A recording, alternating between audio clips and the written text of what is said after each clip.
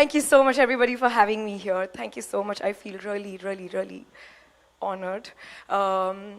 So, before I begin my piece, I just want to ask this one question. Have you heard this sentence कि ये शादी के बाद करना? Have you ever seen your mother do those things? Why don't we, as little girls, realize that this is a scam? और मुझे हमेशा से ऐसे लगता है कि जो चीज़ सगी माँ ने नहीं करने दी, क्या वो सासू माँ करने देगी? We don't even have that kind of a relationship with her, like to say. So it takes so many years to build that. And I just always have question कि जो कहानियाँ जो है ना, जब हम इक्वालिटी की, जब हम बराबरी की, जब हम फेमिनिज्म की बात करते हैं ना, तो हमारी कहानियों में जो कहानियाँ हम बचपन में जो पहली कहानी हमको याद होती है ना, द सिंड्रेला स्टोरी, किसी राजकुमारी की कहानी, किसी राजकुमार की कहानी, the Prince charming who's supposed to come and take us away from this mad and sad world and to a very wonderland kind of a place. वो लड़के को पता ही नहीं है उसको ये सब करना है, उसको ये सब कहानी कोई नहीं सुनाता है, वो सुपरमैन देख रहा है. तो आपको लगता है जिस दिन आप लाल दुपट्टा ओढ़ करके निकलेंगी अपने वंडरलैंड की तरफ, ड्रीम लैंड की तरफ, उसको लगता है वही लाल दुपट्टा अगर वो गले से बांध लेगा तो वो उड़ने लगेगा. That's how dumb we are raised, okay? So, दोनों ही आज़ादी अलग अलग तरह की ढूंढ रहे हैं, right? So this piece is called नानी कहानी, and I just want to set an equality to the stories that we tell our children, to the first story that they hear. So I'll say कहा है कि, and आप कहेंगे इरशाद, कहा है कि मैं हर गर्मी की छुट्टी में नानी के घर जाती थी. नानी हर रात तारों की छांव में ले जाकर हजारों लाखों कहानियां सुनाती थी. उन सब कहानियों में से ना एक राजकुमारी की कहानी मुझे सबसे ज्यादा पसंद थी. उस कहानी में ना राजकुमारी हर दफा किसी मुसीबत में फंस जाती थी. कभी गुंडे जकड़ लेते, कभी दरिंदे पकड़ लेते, कभी तंग थी अपनी सौतेली माँ से, या कभी गुम थी अपने ही जहां से. और फिर ना जाने कहां से एक राजकुमार आता, उसे इन सब से छुड़ाकर अपने खूबसूरत से जहां में ले जाता और उसका एक सुंदर सा आशियाना सजाता. तो एक दफा मैंने भी नानी से पूछा कि नानी, क्या कोई मेरा भी राजकुमार आएगा? नानी, क्या कोई मेरा भी आशियाना सजाएगा? तो नानी ने कहा, हाँ पगली, तुम हमारी राजकुमारी ही तो, आएगा ना, आएगा क्यों नहीं. उस दिन से जैसे इंतजार की घड़ियां शुरू हो गई, मेरी हर छोटी से छोटी ख्वाहिश, बड़े से बड़ा सपना उस राजकुमार के इर्द गिर्द लिपटता चला गया. और माँ कोई ख्वाहिश पूरी भी तो नहीं होने देती थी. मैं जब भी पूछती, माँ 9 से 12 मूवी जाऊं, माँ कॉलेज ट्रिप है, जाने दो ना, तो माँ कहती तुम्हारा राजकुमार आएगा ना तुम्हें ले जाने, उसके साथ जाना जहां जाना हो. ये दुनिया एक अकेली लड़की के लिए ठीक नहीं. हालांकि माँ को देखकर सवाल तो उठता कि वो तो ये सब नहीं करती, वो तो दिन भर हम लोगों के लिए है मरती. और उसकी छोटी से छोटी ख्वाहिश से इस घर में लगती आग, और उसके चेहरे पर पापा के गुस्से का वो दाग था. मुझे कोई और ही कहानी सुनाता, उसका राजकुमार कहाँ है और वो क्यों नहीं आया, ये मुझे कोई नहीं बताता. खैर, नानी कहती है कि मेरा जरूर आएगा. और वो आया भी सफेद घोड़े पर सवार, में लाल जोड़े में तैयार, बेवकूफों की तरह चल दी उसी के साथ, उसी के घर अपना आशियाना सजाने. मगर उसने तो इन आंखों में बसे सपने कभी देखे ही नहीं, इस दिल में बसी उम्मीदें कभी समझी ही नहीं. और वो देखता समझता भी कैसे? उसकी नानी ने तो उसे ये कहानी सुनाई ही नहीं, उससे बताया ही नहीं कि कोई रख देगा अपनी सारी उम्मीदें, ख्वाहिशें उसके कंधे पर, तो उसका कंधा वो बोझ संभालता कैसे? तो एक दिन माँ की तरह उसके कंधे से गिरकर मेरे सभी सपने चकनाचूर हो गए. किश्तें भर रहे थे जिस मकान की, बचपन से वहां से बेघर हो मरने को मजबूर हो गए.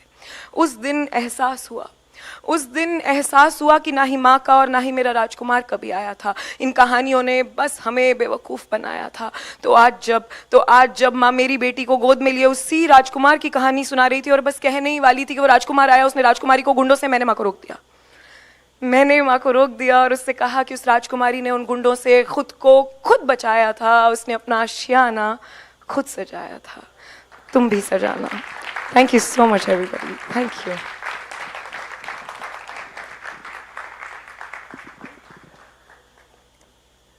So, stories are important. जो कहानियां हम बताते हैं अपनी लड़कियों को भी और अपने लड़कों को भी, वो भी बहुत बहुत ज़्यादा क्रिटिकल है. अगर आपको किसी ने कोई अलग कहानी बताई होती तो आज आपकी जिंदगी क्या अलग होती है? आई एम वेरी हैप्पी कि मेरी माँ ने ये कहानियां मुझे कभी नहीं सुनाई। कभी नहीं सुनाई? ये मेरी कहानी ही नहीं है, ये मेरी माँ की कहानी है। And the biggest irony is कि मेरे पापा का नाम ही राजकुमार है। Imagine that. That is really called irony. And not like they're both bad people. They're very good people, both very ambitious. But I've seen them clash left, right, and center.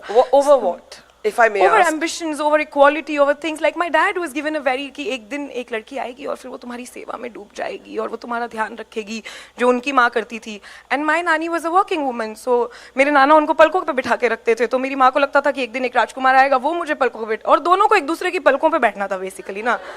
Nothing happened of that sort. हमारी band बज गई उस घर में बड़े होते, but yeah, we've never been told those So stories. have women been sort of shaped by a diet of romance that Oh, is yes. entirely untrue, and then when you start living real life, Yeah. it messes with you in ways that whether it's a young woman of Yeah. your generation or mine, Yeah. we kind of end up in the same place. That we are living with the kahani that was told to us, but the kahani isn't true, or are parts of the kahani true? Little sometimes, you know, life does give you a fairy tale. I'm not going to deny that. I'm married to a good one, guys. No, but tell us, sit for 2 minutes. Tell us, what is the one story that you think girls should be told which they're not told? क्या कहानी हमें बतानी चाहिए जो हम नहीं बताते? कि राजकुमार आएगा तो आएगा, तुम अपना देखो यार, मतलब Don't you think कि हम सारी सिमरन और what was this Simran from DDLJ and this गीत from जब वी मेट, हम सारी गीत और सिमरन बन के आदित्य और राज का वेट कर रही हैं और लाइफ में कबीर सिंह ही कबीर सिंह भरे हुए हैं, है ना? You keep meeting these Kabir Singhs everywhere you go. So actually, you know, because when men watch Kabir Singh, they want to be that. And I don't think when men watch DDLJ, they want a Simran, but they don't want to be the Raj guy, है ना? Yeah. So I think that we don't see the same stories when we see. So we need to have that kind of equality in stories. We want, and it's not like, and I'm not against all the men with some beautiful men that I've met in life. उनको किसी ने बताया ही नहीं था that, you know, all these women that you meet, they're waiting for you to uplift them, and it's so sad that we're waiting for them to uplift us. We don't need them, and like we need them equally as much as they need us, sort of situation. But जब आप Kabir Singh type आदमी को मिलते हैं, not आप, any woman, every woman has known a Kabir Singh character in in our lives, right? We're so shaped by the mythology of that romance that sometimes even if our mind is telling us that this is bad news, we're not able to act the way maybe we should. Because we've romanticized that so much. I've literally had one fight in a cafeteria back when I used to work at Infosys with a girl कि वो कितना तो प्यार करता है नायाब, तेरा तो दिमाग ही नहीं चलता. Oh, and I'm like, I was shocked because we've romanticized love in a way that even suffocating love is love. All kinds of love doesn't have freedom anymore, I feel. It's very bounded, and when Gen Z tries to set it apart, we also bash them a lot. But what is love for you? Freedom. I think nothing else. If I can just be myself, and you know, everybody says this, but it's so difficult to actually be yourself, isn't there? Yeah. Because it's already difficult, so you don't want one more person making it difficult for you. कि नहीं मुझे तुमसे ये उम्मीद है. I don't think love should be. Okay, I have this one thing that when I fell in love, I realized that you don't fall in love, you rise in it. So if you're not rising in love, you're truly not in love. Of course, you change as a person, change is a part of us. But one has to fall in love with all these versions of you as you go by. तो उसमें से जब वो conditioning, उम्मीदें सब हट जाती हैं, तो मुझे लगता है तो वो बचता है. आजाद प्रेम. आजाद प्रेम is a nice phrase, but कभी प्रेम आजाद हो सकता है क्योंकि किताबों में और मूवीज में तो लिखा है कि एक obsessive streak जरूरी है for it to qualify as love. एक 4 लाइनें सुनो. Please. तो ना I have this theory, okay, that 4 से ज्यादा ही सुनाइए. बिल्कुल. So I have this theory कि जो प्रेम है ना वो पानी के जैसा है, वो शांत है और वो अबंडेंस में हमको मिला है इस धरती पे. लेकिन जो जुनून है, वो पैशन जो है, वो फायर के जैसा है और वो बड़ा गिना चुने हमें मिलता है. और जब बड़े अच्छे बैलेंस में प्रेम और जुनून मिलते हैं तो वो इश्क बनता है, जो आपको किसी एक चीज से, एक शख्स से, अपने काम से बड़ा लिमिटेड है. तो वो जुनून जरूरी है, but obsession I wouldn't call it.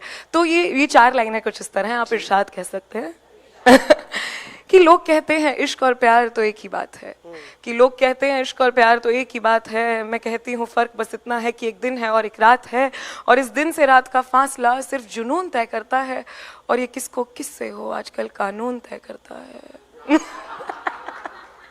How does an Infosys girl become a poet? Oh, I was wrongly put at Infosys by my father. मेरा गलती से Infosys में selection हो गया, and I told my dad, and I was doing freelance writing work in Delhi, and my dad said you have to go, and I said, Dad, you have to work there for 1 year, otherwise you have to pay 2 lakh rupees, और 2 लाख रुपए तो मुझे लगता ही नहीं था कि मेरे पापा के पास है भी. I used to, because we've lived a very like conservative life that way with money. तो मेरे पापा ने बोला कि तू ट्रेनिंग करके आ जा, अगर तेरा मन नहीं लगेगा ना, I will pay that 2 lakh rupees. But I would pay, but then I pulled in Ayush, who was my boyfriend then, कि तू भी चलेगा, मैं अकेली तो नहीं जाऊंगी, because I can't do long distance. तो उसने अपने घर पे पटाया, और हम लोगों ने पूरा एक ये ब्रह्मांड रचाया कि हम जा रहे हैं, because it's such a good thing, because my dad said कि तू 4 महीने करके आ जा. But I knew that if I am taking one another person, तो मैं 4 महीने में तो नहीं लौट सकती. So I did that for my father, and not like I had another big source of making money. But I used those 2 years to figure out what I wanted to do. So you know, so many young people and so many older people, and in particular women, feel कि हमारा वक्त निकल गया. We wanted to do something, but now we made a choice, and that choice maybe was the wrong choice, and now we can't go back to what we really wanted to do. What would you say to them? Please look at my mother. As we speak, she's preparing for MA English. She's obsessed with Angrezi. Really? Oh my God, she's done about 4 courses in English में. वो IELTS तक कर चुकी हैं कि उनको अंग्रेजी बोलनी आ जाए बस, ठीक है. और she has this obsession. She wants to. वो मुझे पंजाबी में कहती हैं कि मैं तेरी तरह पटर पटर जब तक नहीं बोलूंगी मुझे मजा नहीं आएगा. और इतनी पटर पटर तो मैं बोलती भी नहीं हूँ. तो she's doing this, and in my close circle of women, I've not met these. I'm surrounded by amazing women. But I get what you're saying. मुझे ऐसा लगता है कि औरतें इतना थक जाती हैं ना, by the time there is a word थकान attached to all of us as women. Because और I call मेरी मम्मी की जनरेशन को मैं सैंडविच जनरेशन बोलना पसंद करती हूँ, क्योंकि उन्होंने पढ़ाई भी की इस कंडीशन पे कि घर का काम भी करना पड़ेगा तो पढ़ाएंगे. फिर उन्होंने नौकरी भी इस कंडीशन पे की कि घर देखोगी तो जाओ अपने पैसे कमा लो. I think by the time they reach their 40s or late 30s, I don't know, they're so tired that they've given up on their dreams. And why dreams. are they tired, according to you? Too many battles? Too many battles, taking care of the children. There's no emotional understanding. मुझे ये आप culture बिल्कुल पसंद नहीं है, जब मियाँ बीवी आपस में एक दूसरे को आप कहकर बुलाते हैं. मुझे लगता है उस आप में आधी बातें डूब जाती हैं जो आप कभी कर ही नहीं पाते हो. So I like people should be able to have that friendship, and I don't think that most of our parents had that. So I think they don't let out, that there's no therapy. So I think they're so tired by the end of it. They're like, okay, next life. They're already like left it. कि अगले जन्म में करेंगे. Tell me, before we open this up for a few questions. आपने कहा कि in many marriages of a certain generation वो दोस्ती रहती ही नहीं है. एक formality, you know, there's a formal structure holding it. When you saw that in your parents' generation, what did you decide? What was the kind of marriage you would have for yourself? First, I decided I'm never gonna get married. So, but you didn't listen to that. Yeah, you changed your mind about that. I just got a good one, वरना मैं नहीं करती.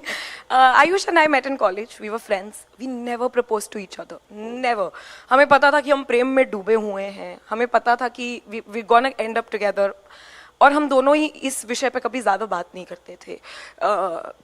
I have these, because I've never seen too many great marriages, to be honest. So मुझे लगता, और मेरी mummy, oh my God, how frank she is with me. She shouldn't be. जब मैंने मम्मी से कहा कि मम्मी शादी कर लूँ, तो कह रही नहीं, 1-2 साल और रुक जा, लड़के बॉयफ्रेंड ज़्यादा अच्छे होते हैं पति से. That's what my mother said to me. She wanted me to not get married. So I come from a very different kind of a mom. But we were such good friends that after a certain point of time, I met his family. I used to constantly meet them for 2 years before I get married. So I was sure of a lot of things before I get married. So I think that you need to talk a lot. You need to know the parents. You don't marry one person, you marry the family. So once I was sure of everybody, and I was like, okay, I can get married now. But if you're marrying the family, then वो freedom कहाँ से मिलती है? आयुष की mummy इतनी pro feminist है, बेचारे का घर में कोई वजूद ही नहीं बचा है मेरे आने के बाद. So there's no questions. Nobody asks us anything. They're very understanding. They're very aware of current times. I would like to say that I'm never asked that what I'm doing, what I'm wearing. Rather, I'm more comfortable at Ayush's place, if I may say so, because I was never allowed to wear shorts at my home. So the first time my dad visited us in my in-laws' place, I was wearing a shorts to shock my dad. That day. Okay, before we close, I'm going to ask you to do a few more lines. Oh, absolutely. Please, the stage is yours. आपने देखा है कि जब लड़कियां पढ़ाई करती हैं तो उन पे कुछ बनने का बहुत बोझ रहता है क्योंकि वरना पढ़ाई वेस्ट हो गई बेटी को जो कराई है. ये this is a very 3-tier 2-tier situation. I really don't want to say these lies in South Bombay, guys. But कि बेटियां जब पढ़ती हैं तो कमाल बहुत करती हैं.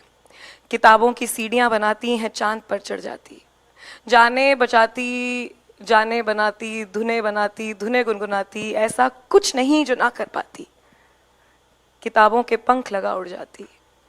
फिर भी ये सवाल है, मेरे हिस्से की किताबों पर कितना मलाल है, पराए घर ही तो जाना है, पढ़ लिख कर कौन सा मेडल घर ले आना है. कहूँ तो सच बात है कि मुझे पढ़ लिख कर कुछ नहीं बनना, ना टीचर, ना डॉक्टर, ना एस्ट्रोनॉट, मुझे हर रोज अखबारों में नहीं छपना. पढ़ने का तो सबको हक होना चाहिए ना, नाम कमाने के आधार पे ही क्यों, ये तो बेशक होना चाहिए ना. अगली पीढ़ी के लिए एक माँ तो बनती ही हूं, इस बात का कब एहसास करोगे. तो अगर मैं पढ़ लिख कर कुछ भी ना बनूं, क्या तब भी मुझ पर नाज करोगे, क्या तब भी मुझ पर नाज करोगे. Thank you so much. Thank you so much. And now we want to honor Nayab as a woman of impact. I really do feel strongly about the intergenerational conversation that we've been trying to have today. And you will realize that there are more things in common than there are apart. So this is for you. May you keep creating magic with your words. Let's have a big round of applause for this beautiful, brilliant young woman. Thank you so much. So, you know, we were talking in the morning about how we're living actually in an age where war is in our neighborhood. It has been in our country, and right now it's in our immediate, I mean, you know what, Dubai is 2 hours, 3 hours away. We all know somebody who's there. Dubai, Abu Dhabi, Kuwait, they've all become targets of a war that they didn't even intend to participate in. So that's the kind of age we live in, and it really does remind you of what our soldiers possibly go through every single day. And when you are a woman in the military,